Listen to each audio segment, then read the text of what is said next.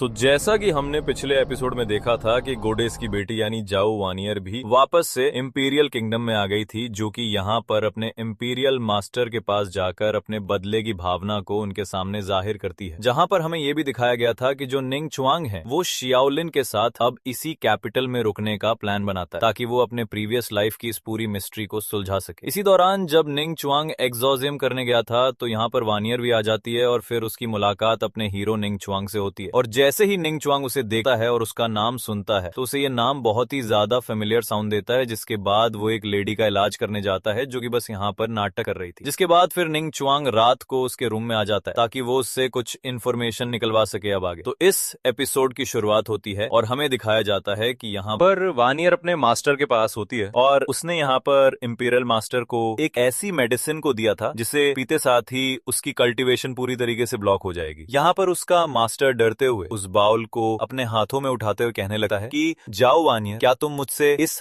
हद तक नफरत करती हो? जो सुनकर वो कहती है कि जो आपने पास्ट में किया है उसकी सजा तो आपको मिलनी ही चाहिए, लेकिन ये सजा आपके लिए फिर भी बहुत ही कम है। और इस मेडिसिन को लेते साथ ही आपके लॉन्गेविटी रियल्म कल्टीवेशन पूरी तरीके से ब्लॉक हो जाएगी। यहाँ पर ये सुनते साथ ही उस ओल्ड मैन को काफी गुस्सा आ जाता है और वो कहने लगता है कि अगर तुमने 3 साल पहले वो सब ना किया होता तो आज ये सब हमें देखना ही नहीं पड़ता, और अगर क्वीन भी एक क्वीन की तरह एक्ट करती तो शायद हमें ये दिन भी ना देखना पड़ता। जिस पर जाओ वानियर उसकी तरफ मुड़ते हुए कहती कि क्या सच में आप ऐसा सोचते हो? जिसके अब अगले सीन में हमें दिखाया जाता है यहाँ पर वो लेडी निंग चुआंग से सवाल करते हुए पूछने लगती है कि आखिर वो असल में है कौन। जो सुनकर वो उस लड़की को बताने लगता है कि मैं एक लिटिल टाओविस्ट प्रीस्ट हूँ, लेकिन इस वक्त अगर तुमने मेरी बात नहीं मानी तो मैं तुम्हारी जान भी ले लूंगा और मुझे तुम्हारी जान लेने में ज्यादा टाइम भी नहीं लगेगा। जो सुनकर तो वो काफी ज्यादा डर जाती है और उसके चेहरे पर पसीना आना शुरू हो जाता है। जिसके बाद हम देखते हैं कि वो 3 साल पहले की हिस्ट्री बताना शुरू कर देती है और बताने लगती है कि 3 साल पहले हमारे इस जाओ किंगडम में एक ऐसा फेस्टिवल मनाया जा रहा था जो कि हर 10 साल में एक बार होता है। इसी दौरान हमें 3 साल पहले का सीन दिखाया जाता है जहां पर जाओ कैपिटल में सब कुछ बहुत ही अच्छा चल रहा था। इसी दौरान हमें जाओ शियंगर को दिखाया जाता है, हालांकि यहाँ पर इसकी पर्सनैलिटी थोड़ा अलग है जो कि बहुत ही ज्यादा डिफरेंट लग रही थी। इसी दौरान जब शियंगर एक पैलेस की छत पर बैठकर अपना खाना एंजॉय कर रही थी और ड्रिंक पी रही थी, इसी दौरान एक प्रिंस की नजर उस पर जाती है जो कि पहली नजर में उससे प्यार कर बैठा है। और यहाँ पर वो जाओ कैपिटल के अंदर आते साथ ही एक मैरिज प्रपोजल को देते हुए कहने लगता है कि मुझे उस लड़की से शादी करनी है जो कि रॉयल पैलेस के टॉप पर बैठकर फ्राइड चिकन को खा रही थी। अब यहाँ पर इस स्ट्रेंज लड़की के बारे में सुन के वो सभी जनरल्स बहुत ही ज्यादा हैरान हो जाते हैं, जिसके बाद वो कहने लगते हैं कि क्यों ना हम पहले अपने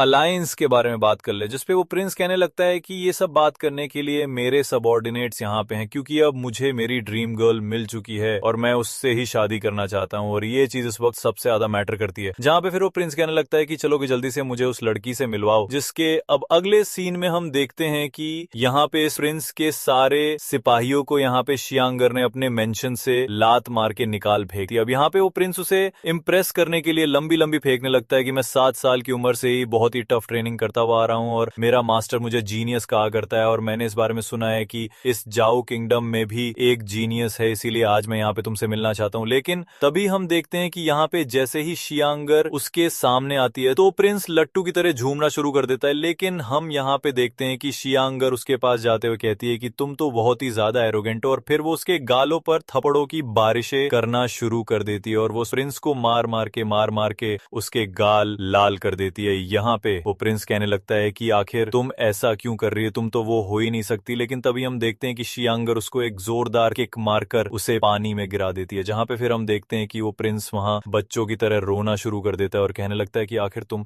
ऐसा क्यों कर रही हो। बस फिर क्या, हम देखते हैं कि यहाँ पे उसके सारे वॉरियर्स उसके ऊपर टूट पड़ते हैं, जो देख के शियांगर भी रेडी हो जाती है उनसे फाइट करने के लिए और अपनी मार्शल आर्ट का यूज करते हुए अपनी फायर एलिमेंट की पावर्स का भी यूज करने लगती है और वे जंप करते हुए हवा में एक एक को वहां पे धूल चटा रही थी और फिर एंड में वो एक एक मार के सारे सिपाहियों को वहां पे ढेर कर देती है। इसी दौरान हम देखते हैं कि वो प्रिंस भी जैसे तैसे करके ब्रिज के ऊपर आता ही है कि तभी वानियर उसके पास आ जाती है और कहने लगती है कि तो जीनियस अब तुम्हारी बारी। लेकिन इससे पहले कि वो कुछ कर पाती उसके सामने एक फ्लाइंग स्वॉर्ड आ जाती है जिससे वो बाल बाल बचती है और तभी हम देखते हैं कि वो स्वॉर्ड उस पे अटैक करना शुरू कर देती है, जिससे वो डोज करते हुए थोड़ा दूर चली जाती है कि तभी यहाँ पे वो स्वॉर्ड मास्टर भी आ जाता है, जिसे देखते साथ ही यहाँ पर शियांगर कहने लगती है कि तुम तो रोंगियों के स्वॉर्ड मास्टर हो। यहाँ पर शियांगर की मार्शल आर्ट स्किल्स को देखकर वो बंदा भी बहुत ही ज्यादा इंप्रेस हो जाता है और कहने लगता है कि मानना पड़ेगा योर हाइनेस, आपकी स्किल्स बहुत ही ज्यादा कमाल की है, लेकिन मेरी जो गोल्डन स्नेक स्वॉर्ड टेक्निक है ये सॉफ्ट और बहुत ही ज्यादा हार्ड भी है। यहाँ पर उसकी ये बात सुनकर शियांगर कहने लगती है कि इससे फर्क नहीं पड़ता कि तुम्हारी स्वॉर्ड कितनी ज्यादा पावरफुल है या नहीं, लेकिन तुम मेरा सामना फिर भी नहीं कर सकते, लेकिन तुम एक स्वॉर्ड मास्टर के वर्दी हो। यहाँ पर इतनी बुरी बेइज्जती सुनने के बाद वो आदमी कहने लगता है कि मानना पड़ेगा आपकी जुबान भी काफी तेज चलती है, जो कहते हुए वो अपनी ड्रैगन स्नेक की पावर्स को अनलीज करना शुरू कर देता है, जिससे सारे स्वॉर्ड अब स्नेक्स में बदल जाते हैं और तुरंत ही उस पर अटैक करना शुरू कर देते हैं, जो देखकर शियांगर उसे डोज करती है कि तभी एक स्नेक जैसे ही उसे काटने वाला होता है तो वो उसे अपने हाथों से पकड़ लेती है। इसी मोमेंट में हम देखते हैं कि वो सारे स्नेक्स आकर उसे जकड़ना शुरू कर देते हैं और यहाँ पर वॉनियर कुछ भी नहीं कर पाती, जहाँ पर अब हम देखते हैं कि यहाँ पर एक बड़ा सा जाइंट स्नेक भी आ जाता है। लेकिन इसी मोमेंट पर हम देखते हैं कि वॉनियर अपने फिनिक्स पावर्स का यूज करते हुए उन सारे स्नेक्स को वहां पर जलाकर राख कर देती है और वहां से आजाद हो जाती है। और फिर हम देखते हैं कि वो स्वॉर्ड मास्टर उस जाइंट स्नेक के सर पर सवार हो जाता है और फिर शियांगर पर अटैक करने के लिए प्रिपेयर हो जाता है। जैसे ही वो सांप अपना मुंह खोलता है, इसी मोमेंट पर शियांगर भी अपनी आईज को क्लोज करके अपनी स्वॉर्ड को अपने पास बुलाने लगती है और फिर जैसे ही वो सांप अपने मुंह से 100,000 स्वॉर्ड टेक्निक को यूज करता है, हम देखते हैं कि इमीडिएटली शियांगर यहाँ पर अपनी स्वॉर्ड, जो कि एक अम्ब्रेला भी है, उसे वो यहाँ पर खोलकर एक शील्ड की तरह उसे यूज करती है, जिसके बाद वो हवा में जंप करती है और अपनी बर्निंग फिनिक्स नाम की टेक्निक का यूज करते ही उस सांप को यहाँ पर जान से मार देती है, जिससे वो स्वॉर्ड मास्टर भी वहां पर नॉकआउट हो जाता है। जिसके बाद जैसे ही वो उस प्रिंस की तरफ देखती है तो डर के मारे वो प्रिंस यहाँ पर खुद ही पानी में कूद जाता है, जिसके अब अगले सीन में हमें प्रेजेंट का सीन दिखाया जाता है, जहां पर निंग चुआंग भी ये सारी बातें सुन रहा था कि तभी सीन शिफ्ट होता है और हमें यहाँ पर शियांगर को दिखाया जाता है, जहां पर वो अपने मास्टर से कहती है कि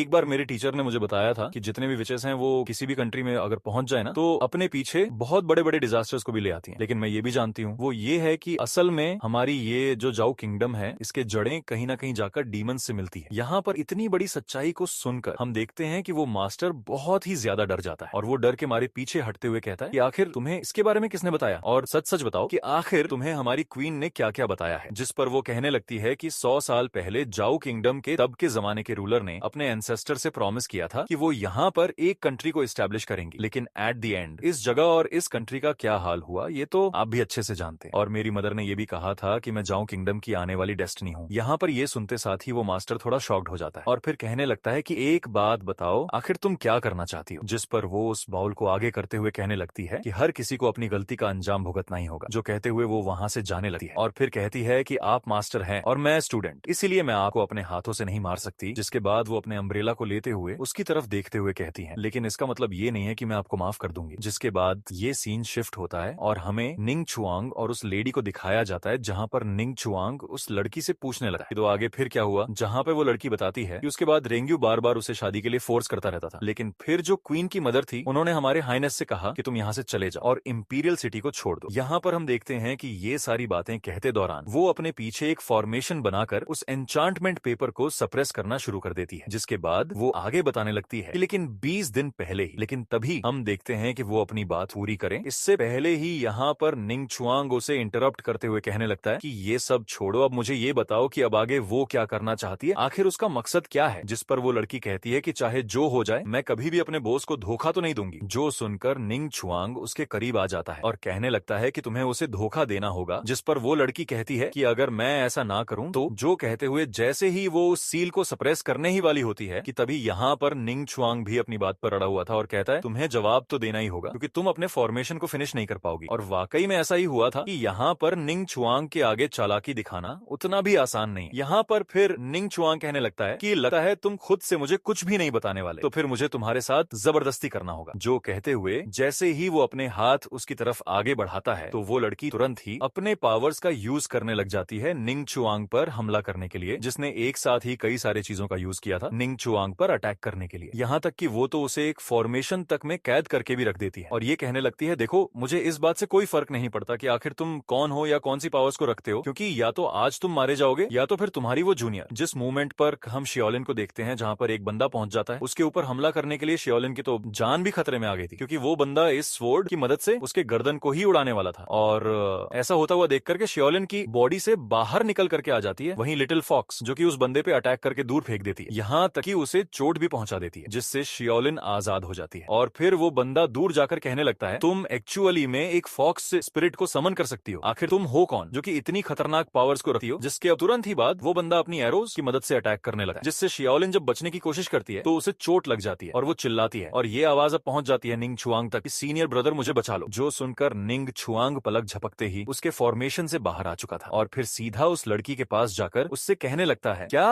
वाकई में तुम्हें लगता है कि तुम मुझे कैद कर सकती हो? वो तुरंत ही सबसे पहले उस लड़की के पास में रखे शियांगर के जेड टोकन को उठा लेता है और कहने लगता है, ये रहा तुम्हारा टोकन और इसे मैं लेकर जा रहा हूँ। और फिर वो तुरंत ही यहाँ से चला जाता है शियाओलिन को बचाने के लिए। यहाँ पर इस लड़की को अपनी आंखों पर यकीन ही नहीं हो रहा था। जिसके बाद यहाँ पर उस हमलावर ने अपने एरो से अटैक किया था शियाओलिन पर, जिससे बचाने के लिए लिटिल फॉक्स सामने आ जाती है, लेकिन वो खुद ही उस एरो के चपेट में आ जाती है, जिससे उसकी फॉक्स स्पिरिट बुरी तरीके से डैमेज हो जाती है और शियाओलिन के मुंह से भी खून निकलने लगा था। यहाँ तक कि जब वो एरो टकराने वाला था शियाओलिन से, इसी मोमेंट पर निंग छुआंग यहाँ पर आकर उसे बचा ही लेता है और फिर वो जेड टोकन दिखाते हुए कहता है कि यहाँ से चले जाओ। यहाँ पर जैसे ही वो बंदा उस जेड टोकन को देखता है तो कहने लगता है कि आखिर हमारे प्रिंसेस का जेड टोकन तुम्हारे पास क्या कर रहा है? यहाँ पर निंग छुआंग ने कुछ शब्द ही कहे थे जिसकी पावर इस हद तक पावरफुल थी कि उसके एरो की स्ट्रिंग्स ही टूट जाते हैं, जिसके तुरंत ही बाद वो बंदा अपने मैजिक का यूज करते हुए यहाँ से चला जाता है। जिसके बाद हम देख पाते हैं उसी लड़की को जो कि यहाँ पर अपने प्रिंसेस को एक लेटर लिखते हुए कहती है कि आपको बहुत ही ज्यादा सिक्योरिटी में रहना होगा, क्योंकि आज मेरा सामना जिस आदमी से हुआ है वो कोई ऑर्डिनरी पर्सन नहीं है। मुझे इसका नाम पता कुछ नहीं मालूम, लेकिन इतना जानती हूँ कि ये हमारे प्लान के लिए एक बहुत ही बड़ा खतरा है। और इस खत को एक चिड़िया ले जाती है प्रेसेंस के पास में। तभी यहाँ पर उसका हस्बैंड आ जाता है जो कि उसे ऐसा करता हुआ देखकर बहुत ही ज्यादा हैरान हो जाता है। जिसके अब अगले सीन में हमें दिखाया जाता है कि निंग छुआंग शियाओलिन के लिए एक हर्बल टी को रेडी करते हुए उसके पास ले जाता है। यहाँ पर शियाओलिन तो डर के मारे बुरी तरीके से कांप रही की थी, लेकिन तभी यहाँ पर शियाओलिन उसका हाथ पकड़ते हुए कहती है कि सीनियर ब्रदर एक बात बताओ, आखिर ये लोग मेरी जान के पीछे क्यों पड़े थे? आखिर ये लोग कौन है? जिस पर निंग छुआंग उससे कहने लगता है कि चिंता मत करो, शायद इन लोगों को पता चल चुका है कि हमें इनके प्लान के बारे में भनक लग चुकी है। जिस पर शियाओलिन बहुत ज्यादा डर जाती है और कहती है सीनियर ब्रदर आप प्लीज यहाँ से चलो। जिस पर निंग छुआंग उससे कहने लगता है कि चिंता मत करो, मैं सबसे पहले तुम्हें घर पर छोड़ आता हूँ। ये कहते हुए वो जाने लगा है, लेकिन शियाओलिन कहने लगती है कि लेकिन आपका क्या? जिस पर निंग छुआंग कहने लगा है कि मैं यहीं पर रुकूंगा क्योंकि मुझे जानना है कि आखिर मेरे साथ ऐसा क्यों हुआ, क्योंकि अतीत के कुछ मेमोरीज अभी भी मेरे माइंड में बार बार मुझे इंटरप्ट कर रहे हैं और मुझे इन सभी मिस्ट्री को भी सुलझाना है। असल में उसे यहाँ पर पता लगाना है कि आखिर उसे यहाँ अर्थ पर क्यों भेजा गया, वो भी उसी के जैसे सेम दिखने वाले पर्सन के अंदर, इवन कि जिनके नाम भी सेम है। जिसके बाद निंग छुआंग शियाओलिन से कहने लगा है कि इस वक्त मेरे माइंड में अतीत के बहुत से पीसेस हैं और अगर मुझे लगता है कि उन सारी मेमोरीज को मैं आपस में जोड़ूं तो जो पजल मेरे माइंड में चल रहा है वो पूरी तरीके से सॉल्व हो जाए। यहाँ पर शियाओलिन अपने सीनियर ब्रदर से पूछने लगती है, सीनियर ब्रदर आखिर तुम किस पजल के बारे में बात कर रही हो? जिस पर निंग छुआंग उसके सामने आकर सीरियस लुक देते हुए कहता है यही कि आखिर मैं हूँ कौन? जिस पर शियाओलिन कहने लगती है सीनियर अब छोड़ो भी, दोबारा से ये सारी बकवास शुरू मत करो, लेकिन अगर तुम किसी चीज की तलाश कर रहे हो तो मुझे यकीन है कि मैं इस काम में तुम्हारी हेल्प कर सकती हूँ। लेकिन निंग छुआंग की मिस्ट्री कोई नॉर्मल मिस्ट्री की तरह नहीं है जो आसानी से सोल्व हो जाए। यहाँ पर निंग छुआंग चांद की तरफ देखते हुए सोचना शुरू कर देता है, जहाँ पर हमें कुछ और फ्लैशबैक को दिखाए जाते हैं, जहाँ पर हम देख पाते छोटे से निंग छुआंग को जिसने डिवाइन रियल्म के अंदर अपने जर्नी को पूरा किया था, एक कल्टीवेटर बनने के सपने को पूरा किया था। जिन सपनों में जब वो खोया हुआ था तभी शियाओलिन उसे जगा देती है कि मेरी बात को तो सुनिए, लेकिन निंग छुआंग अभी भी अपनी उसी ख्याली दुनिया में होता है कि तभी हम देखते हैं कि यहाँ पर निंग छुआंग कहने लगता है कि शायद तुम्हारे जैसी मेरी एक बहुत ही क्यूट जूनियर सिस्टर हुआ करती थी, या फिर शायद ये मेरा कोई वहम है। यहाँ पर वो ये सारी बातें सोच ही रहा होता है कि तभी शियाओलिन बीच में इंटरप्ट करते हुए कहती है कि वो सब छोड़ो और मेरी बात मान लो। सीनियर ब्रदर मैं नहीं चाहती कि आप दोबारा से किसी मुश्किल में पड़ जाएं, इसीलिए हम सभी को इस मामले से दूर रहना चाहिए। और आपने देखा ना कि कल रात कैसे हम पर अटैक हुआ था, मुझे तो अभी भी बहुत ही ज्यादा डर लग रहा है। यहाँ पर उसकी ये बात सुनकर हम देखते हैं कि निंग छुआंग उसके सिर पर हाथ रखते हुए कहता है कि मैं जानता हूँ कि तुम्हारी इनर स्पिरिट वो लिटिल फॉक्स पूरी तरीके से डैमेज हो चुकी है, इसीलिए तुम्हें फिलहाल के लिए रेस्ट करना चाहिए। जिस पर शियाओलिन कहती है कि आखिर तुम्हें मेरे इनर स्पिरिट के बारे में कैसे पता चला? मुझे पता है कि तुम भी सोचते होंगे कि शायद मेरा जो फॉक्स स्पिरिट है वो किसी माउस की तरह दिखा है, और मजे की बात तो ये है कि उसकी कोई पूंछ भी नहीं। यहाँ पर उसकी ये बात सुनकर निंग छुआंग कहने लगता है कि तुम्हारी जो फॉक्स स्पिरिट है उसके अलावा जितने भी बाकी के 12 स्पिरिट्स हैं वो भी पूरी तरीके से इनकम्प्लीट है। जो सुनकर शियाओलिन हैरानी के साथ कहती है कि कहीं तुम 12 गॉड्स और उनके किंगडम के बारे में बात तो नहीं कर रहे? क्या सच में ऐसी जगह अभी भी एग्जिस्ट करती है? यहाँ पर उसे इतना सीरियस होता देखकर निंग छुआंग उसे धक्का देते हुए कहने लगता है मैं तुम्हारा सीनियर ब्रदर हूँ और मैंने तुमसे कहा कि जाकर रेस्ट करो, तो तुम्हें मेरे ऑर्डर्स को फॉलो करना चाहिए। जो सुनकर शियाओलिन मुंह चढ़ाकर वहां से चली जाती है। इसी मौके पर हम देखते हैं कि निंग छुआंग बाहर आ जाता है और वो खांसना शुरू कर देता है, जिससे पता चलता है कि लास्ट फाइट से वो भी बुरी तरीके से इंजर्ड हुआ है। इसी दौरान हमें उसी चिड़िया को दिखाया जाता है। यहाँ पर वो उस लेडी का मैसेज लेकर अपने प्रिंसेस के पास जा रही नहीं थी, जहाँ पर हम देखते हैं कि वो चिड़िया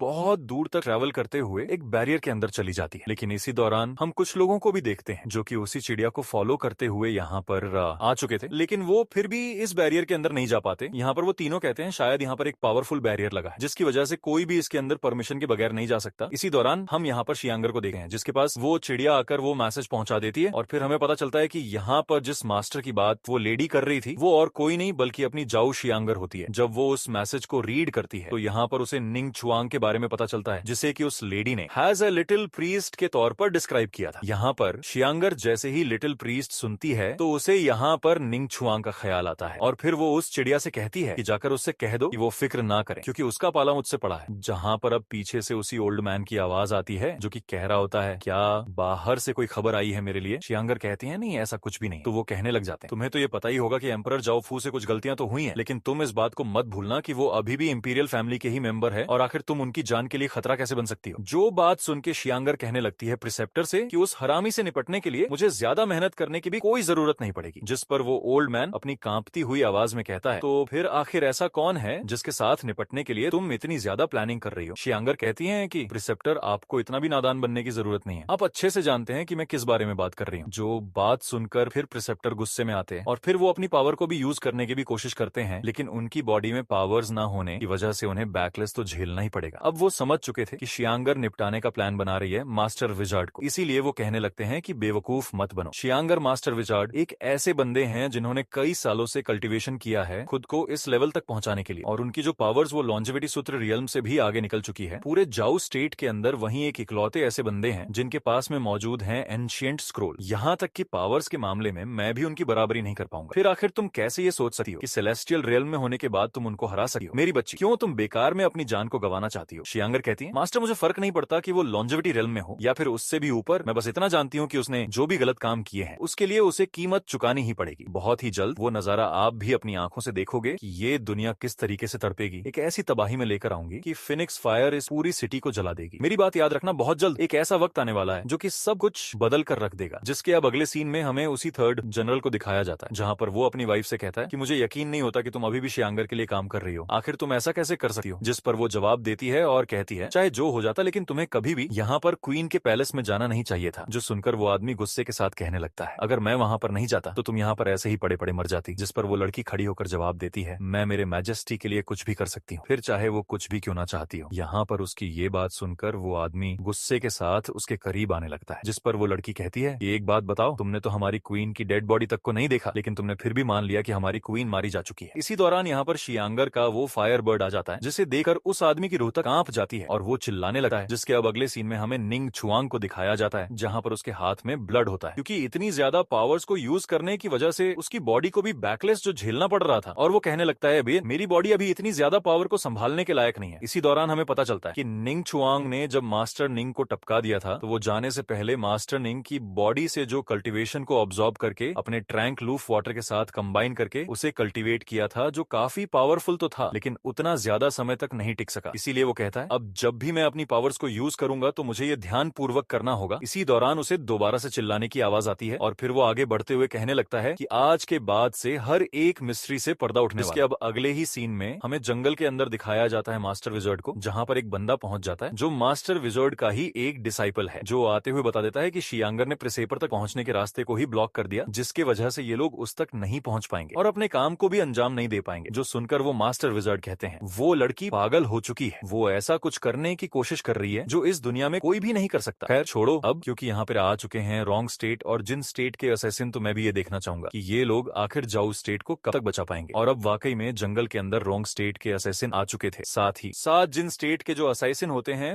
वो तो उन लोगों से भी ज्यादा खतरनाक मालूम होते हैं। साथ ही हम देखते हैं कि ये लोग उसी बैम्बू फॉरेस्ट से होता हुआ जाओ कैपिटल के इंपीरियल पैलेस की तरफ तेजी से बढ़ रहे होते हैं। अब यहाँ पर ये शायद किसी को मारने के यहाँ आए हैं, जिसके साथ ही ये वाला एपिसोड यहीं पर ही खत्म होता है।